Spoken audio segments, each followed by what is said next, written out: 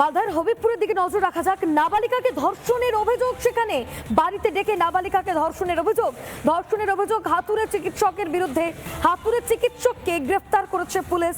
হবিবপুর থানায় নাবালিকার পরিবারের তরফে অভিযোগ দায়ের হয়েছে। অভয়াকে ধর্ষণ করে খুনের ঘটনা, যে নৃশংস ঘটনায় প্রতিবাদে সরব হয়েছে গোটা দেশ। রাজ্যের নারী নিরাপত্তা নিয়ে প্রশ্ন উঠেছে এবং সেই ঘটনার মাঝেই আবারও একবার ধর্ষণের অভিযোগ উঠে আসছে। মালদার হবিবপুরে নাবালিকাকে ধর্ষণের অভিযোগ, বাড়িতে ডেকে নাবালিকাকে ধর্ষণের অভিযোগ হাতুড়ে চিকিৎসকদের বিরুদ্ধে। এই ঘটনায় গ্রেপ্তার করা হয়েছে চিকিৎসককে। নাবালিকার বাবা এবং স্থানীয় বাসিন্দারা কি বলছেন এই ঘটনায় শুনুন। ডাক্তার আমার মেয়েকে শিক্ষানোর জন্য সেলেন চালা আর ইঞ্জেকশন দেওয়া, এইটা শিক্ষার জন্য আমার মেয়েকে মানে 6 মাসের আগে থেকে আমাকে বলতো, আপনার মেয়ে আমাকে দেন, সেই মেয়ে আমি তোমার মেয়ে নিজের মতো শেখাবো।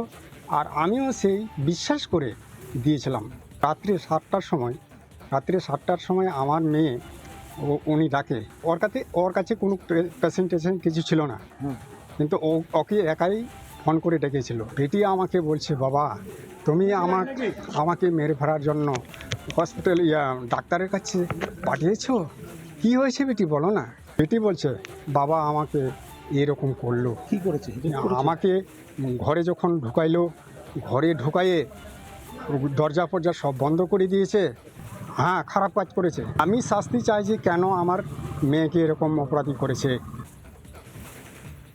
হচ্ছে গতকাল সন্ধ্যা 7:30টার সময় এক কোয়াক ডাক্তার এক প্রতিবেশী মহিলাকে, ওই বাচ্চা মেয়েকে, তাকে কাজ শিখিয়ে দিয়ে বলে প্রলোভন দেয়। কিন্তু গতকাল সন্ধ্যার সময় তাকে ডেকে নেয় ফোনে সেই সময় চেম্বারে ওই কোয়াক ডাক্তার চেম্বারে কেউ ছিল না। সেই সময় মেয়েটাকে একটা ঘরে ঢুকিয়ে জবরদস্তি কিছু করেছে। তারপর পাড়াপড়শি জড়ো হয়েছে।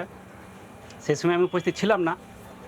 যখন ওনারা থানায় আসে তখন আমাকে বললো যে থানায় যেতে হবে। এই থানায় এসে আমরা একটা কমপ্লেন করে গেছি গত রাত্রে। আজকেই সকালে এসেছি, এসে তো মেয়েদের আমরা খাবার দিয়ে মেডিকেলের জন্য মালদা কোর্টে না কোথায় নিয়ে গেছে সেটা বলতে পারছি না। আমরা এখন আসলাম, এসে দেখছি গার্জেনটা ডাক্তার গতকালকে অ্যারেস্ট করেছে। ভয়ঙ্কর অভিজ্ঞতার কথা শোনালেন মেয়ের, তার বাবা এবং অবশ্যই স্থানীয় বাসিন্দারা। এবার আপনাদের একবার শোনাই আদিবাসী নেতা এবং এরই পাশাপাশি স্থানীয় তৃণমূল এবং বিজেপি নেতা কি বলছেন, শুনুন। আরজিকরের ঘটনার পর থেকে পুরো পশ্চিমবঙ্গ জুড়ে নারীদের উপর খুন, সন্ত্রাস, ধর্ষণ বাড়িয়েই চলেছে। এইভাবে আজকে হবিপুর ব্লকে এক নাবালিক ছাত্রী একটা হাতুড়ি ডাক্তার দ্বারাই তাকে ধর্ষণ করা হয়েছে। তারপরে দক্ষিণ দিনাজপুর বংশীহারি ব্লকে সেখানেও এক নাবালিকা আদিবাসী ছাত্রীকে ধর্ষণ করে মার্ডার করার পরিকল্পনা চলছে। এবং এইভাবে পুরো পশ্চিমবঙ্গ জুড়ে প্রায় 8 থেকে 10খানা নারীদের উপর, আদিবাসী মহিলাদের উপরে খুন, সন্ত্রাস, ধর্ষণ বাড়িয়েই চলেছে। তার প্রতিবাদে আমরা আজকে রাজ্যপালের নিকট ধর্ণা প্রদর্শন রেখেছি এবং সেই নারীদের কথা আমরা রাজ্যপালকে জানাবো। ভারতীয় জনতা পার্টির পক্ষ থেকে আমরা ধিক্কার জানাই যে এই মহিলা মুখ্যমন্ত্রী মহিলাদের সুরক্ষা দিতে ব্যর্থ, তাই তিনি পদত্যাগ করুন। এবং ভারতীয় জনতা পার্টি আরজিকরের চিকিৎসক মহিলার ধর্ষণ এবং খুনের বিরুদ্ধে যেভাবে লাগাতার আন্দোলন চালাচ্ছে, আমরা মালদা জেলায় এই আদিবাসী নাবালিকা মহিলার যদি পুলিশ প্রশাসন সুরাহা না করে তাহলে আমরা বৃহত্তর আন্দোলনে যাব। অবশ্যই তার বিরুদ্ধে আইনানুগ ব্যবস্থা নেওয়া উচিত এবং পুলিশ অলরেডি অ্যাকশন নিয়েছেন। FIR already had been লজড। এই ধরনের আসামিরা কঠোর থেকে কঠোরতর শাস্তি পাবে, আপনারা রেস্ট অ্যাসিওর থাকুন। সরকার এই ধরনের কোনো রকম অপরাধকে কোনো সময় বরদাস্ত করেনি, আগামী দিনেও করবে না। কৃষ্ণনগরের প্রকাশ্য তৃণমূলের গোষ্ঠী কোন্তল, জেলা তৃণমূলের যুব সভাপতিকে মারধরের অভিযোগ, সুশান্ত মণ্ডলকে বেধড়ক মারধরের অভিযোগ। কাঠগড়ায় কৃষ্ণনগর 2 নম্বর ব্লকের সম্পাদক হাসপাতালে ভর্তি জেলা তৃণমূলের যুব সভাপতি। গোটা বিষয়ে থানায় অভিযোগ দেয়, যদিও অভিযোগ অস্বীকার করেছেন ব্লক সম্পাদক।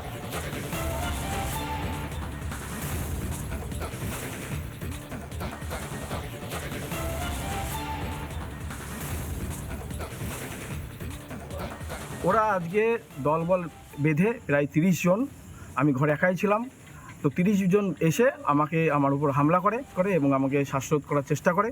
আমাকে অলোক বিশ্বাস এবং পার্থ বিশ্বাস, বাপি বলে একটা ছেলে, সে আমাকে বেশি করে মারধর করে। তাই অলোক বিশ্বাসের মতো লোক আমাদের দলটাকে ক্ষতিগ্রস্ত করেছে এবং কনস্ট্যান্ট করে চলেছে। তাই অলোক বিশ্বাস এখনও বিজেপি পঞ্চায়েতগুলোতে কন্ট্রাক্টেড করে। দলের আমার কোনো জায়গায় দলের কোনো পোর্টফোলিও নেই, এখনও নেই। যেটা পার্থ বিশ্বাস, সে কোনো দলে পোর্টফোলিও নেই, কোনো দায়িত্বে নেই। সম্পূর্ণভাবে বিজেপি করে, আগে তৃণমূল করতো, এখন বিজেপির প্রতিটা হারমাদ ক্ষেত্রে বিজেপির প্রত্যেকটা অন্যায় কাজের সাথে এরা যুক্তভাবে থাকে। আমার সাথে যেটা হয়েছে সেইগুলো আমি থানায় এসে কমপ্লেন করছি এবং আগামী দিনে অলোকের বিরুদ্ধে জনমত একটা আন্দোলন তৈরি হবে।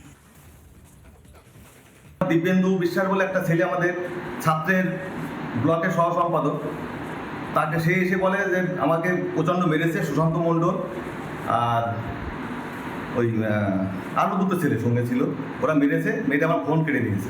তখন আমার এখানে অনেক ছেলেপিলে ছিল, এরা শুনে এরা বলছে দাদা প্রতিদিন আমাদেরকে মারছে, তো চলো একটু শুনতে হবে। আমি শুনতে গিয়েছি, ওর ওখানে গিয়েছি, ও প্রথমে উদ্যত্ত আমার ফোন দুটো দিয়ে দেয়, আমি চলে যাই, কেন মারলে এটা বল।